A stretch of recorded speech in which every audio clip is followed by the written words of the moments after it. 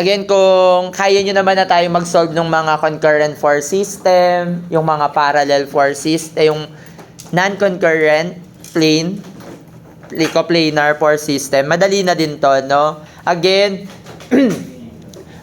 magsasolve lang tayo dito ng using summation ng forces horizontal, forces vertical, summation ng moment at any point. So, dito, ito, analysis of structures. Ayan, medyo engineer na tayo, no? Kasi may mga structures na.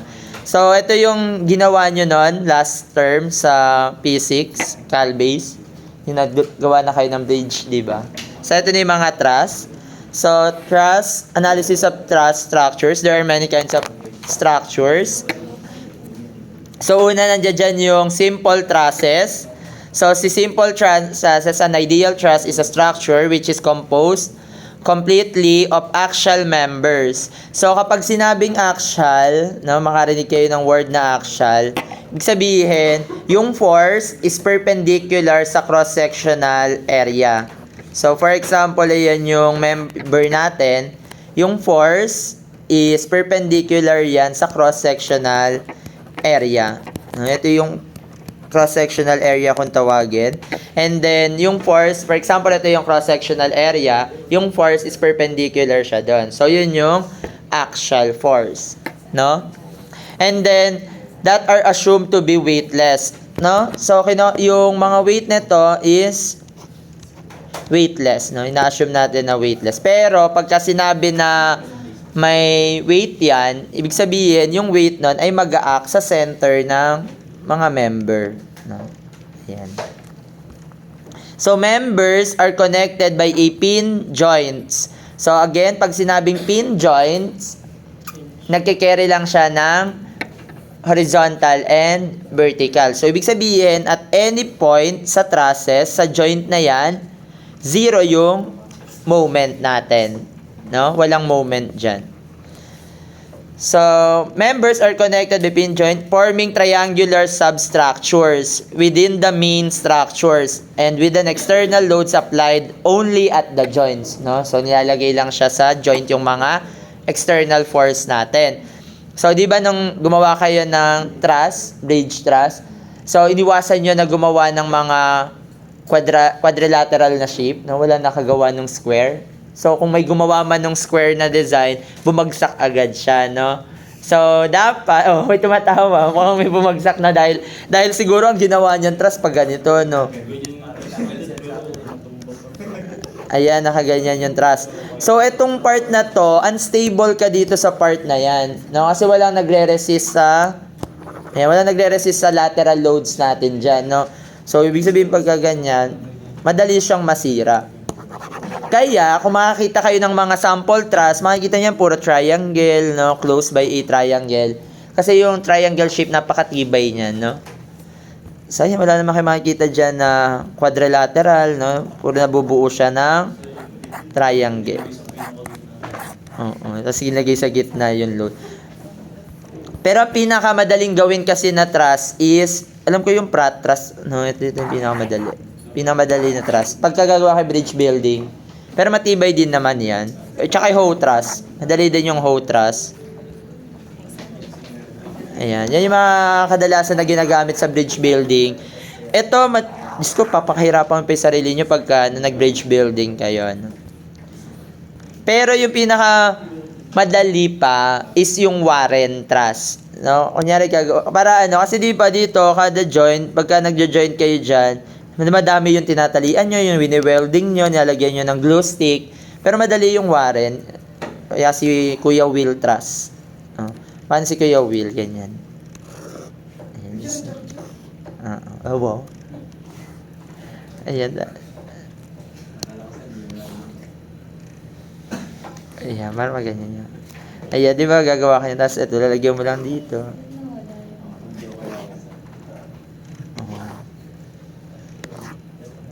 Ayan, di ba ilan lang yung joint niyan? Pero ang tibay na niyan.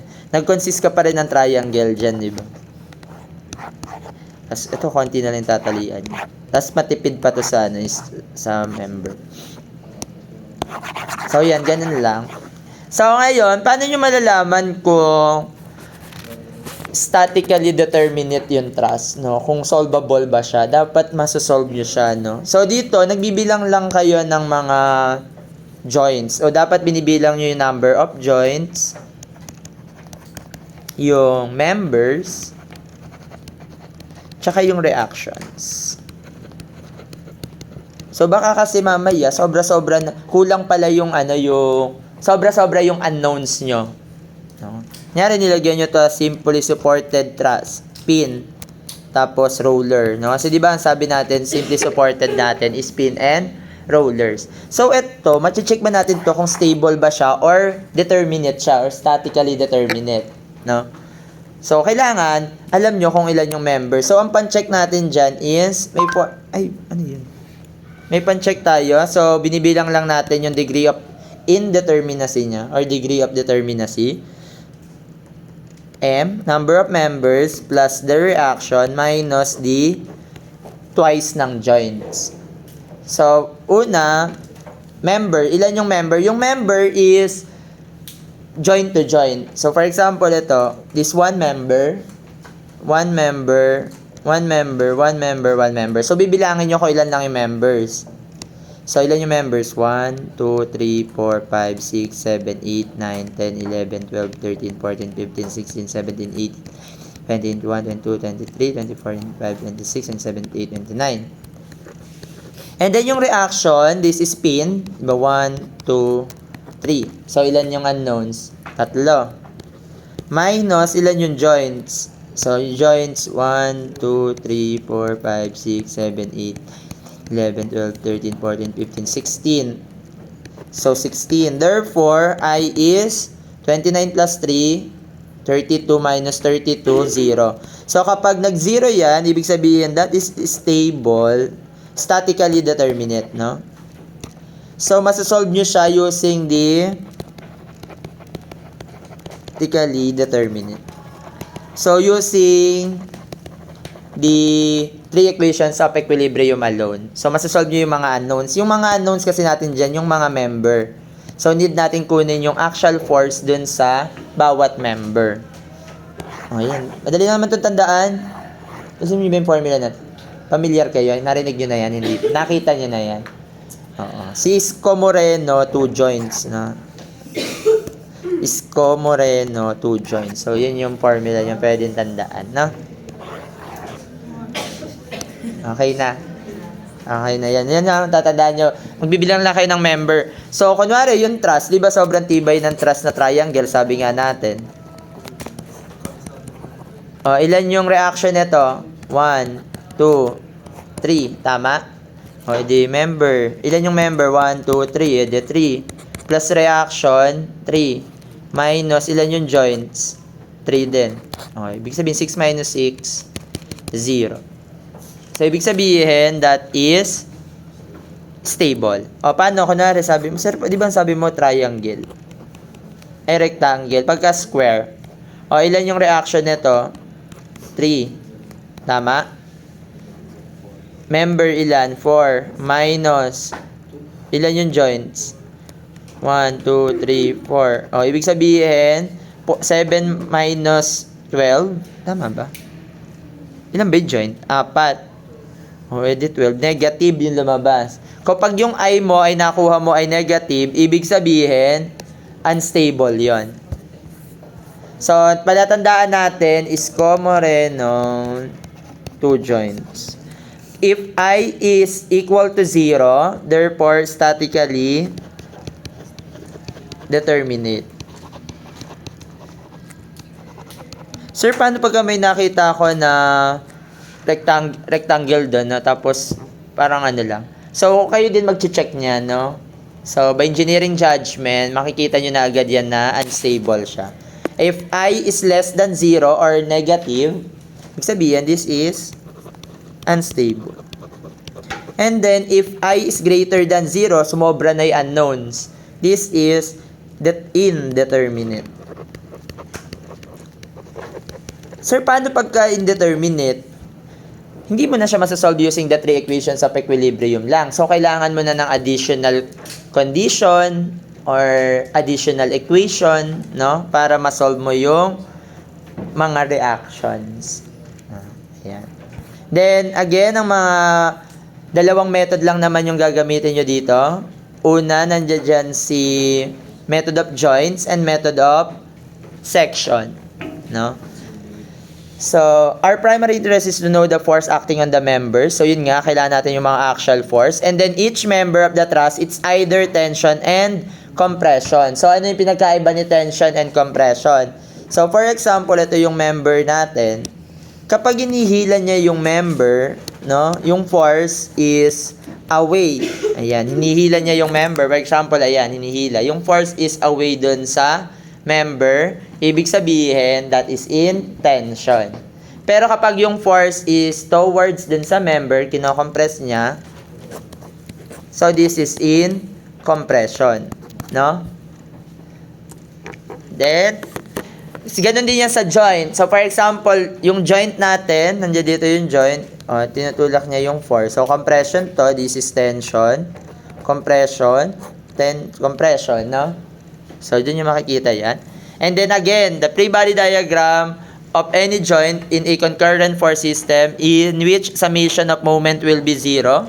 So, walang kwenta yung moment, no? Kapag nag-joint, no?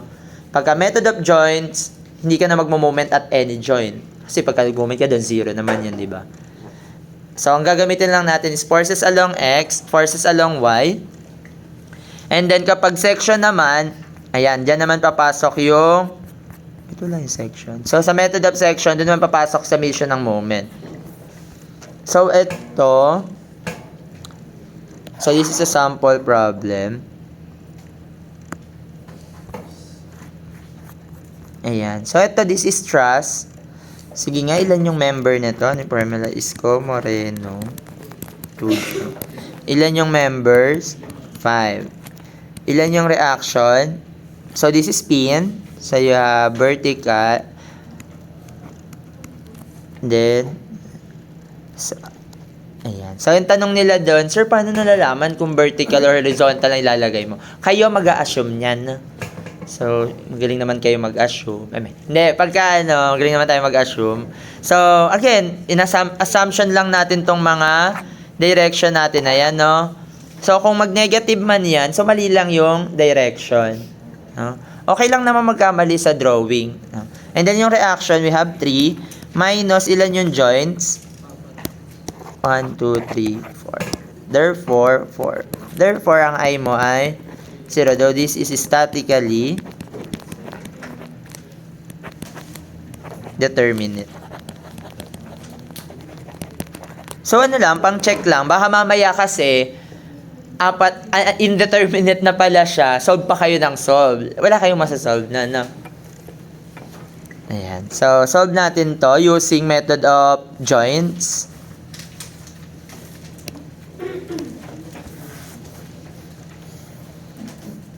Bilis lang naman pala. Matatapos na. Ayan. Determine